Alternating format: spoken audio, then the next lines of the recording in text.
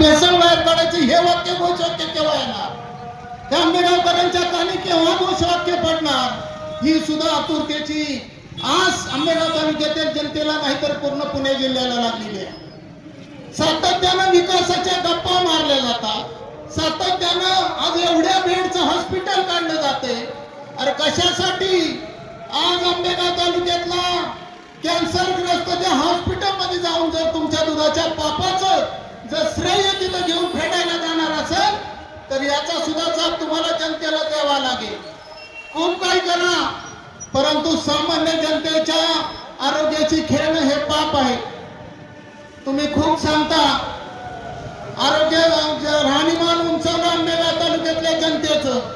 आंबेगाव तालुक्यातला माणूस सायकलवरनं मोटरसायकलवरनं त्याचा 4 चाकी गाडी आली, 4 चाकी गाडीवरनं त्याचा बंगला झाला. अरे त्याच्या कष्टाला काही न्याय आहे का नाही? रात्रंदिवस तो कष्ट करतो, रात्रंदिवस तो गाई म्हशी पाळतोय, रात्रंदिवस त्याची बायको सकाळी पहाटे उठती दूध घालतील. त्याचं दूध तुमच्या डेअरीवर आल्यानंतर, तुमच्या मुख्य डेअरीच्या सेंटरवर गेल्यानंतर त्याचं मोजमाप केलं जातं. त्याचं मोजमाप केल्यानंतर त्याच्यामध्ये तुमचा लॅक्टो लागत नाही, तुमचा SNF लागत नाही, तुमचं आमकं लागत नाही. अशा प्रकारचं दूध पुन्हा हताशपणे शेतकरी मागे घेऊन जातो, कुठेतरी वाड्याला फेकून देतो. त्यावेळेस तुमच्या भावना का दुखवत नाही? माझा शेतकरी जर चांगला दूध घालतोय आणि बेसळखोर तुमच्या बरोबर मोठ्या तहाटमानेने फिरतात, पेपरला आपण पाहतोय. त्या बेसळखोरांचे फोटो कोणाबरोबर आहेत? बेसळखोरांचे आज इलेक्ट्रॉनिक माध्यमातून मोबाईलवरती बेसळखोर कोणाकोणाच्या प्रचाराला होते, कोणाकोणाच्या प्रचारामध्ये मुख्य भूमिका काय बजावतात हे सुद्धा सामान्य जनतेला कळतंय हो.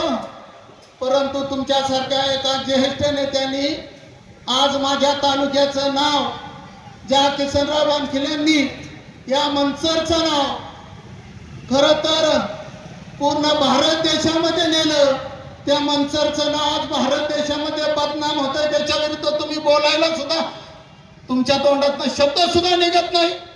भीमाशंकराचे तुम्ही खरं तर मुख्यमंत्री साहेब आले भीमाशंकरला, हातामध्ये पिशवी घेऊन गेले आणि ही बातमी पाहिल्यानंतर घाबरले असतील, मला असं वाटायला लागले आता. कारण का काय चाललंय काय नाही, आता मधल्या पिशवीमध्ये मी खाणार की काय अशी शंका सुद्धा त्यांना येऊ वाटली असेल. माझं तर म्हणणं असं आहे, कार्यकर्त्यांनी घाबरायचं नसतं. जर सामान्य संत गाडगेबाबा महाराज सुद्धा स्वच्छतेचं अभियान घेऊन स्वतः एकटे निघाले होते, महात्मा गांधी सुद्धा एकटे निघाले होते. अरे आपण छोटे जरी असलो तर भविष्यामध्ये परमेश्वराच्या दरबारामध्ये त्याचा न्याय होतो. हा न्याय आंबेगाव तालुक्याच्या जनतेने खरं तर निर्भीडपणे दाखवलंय.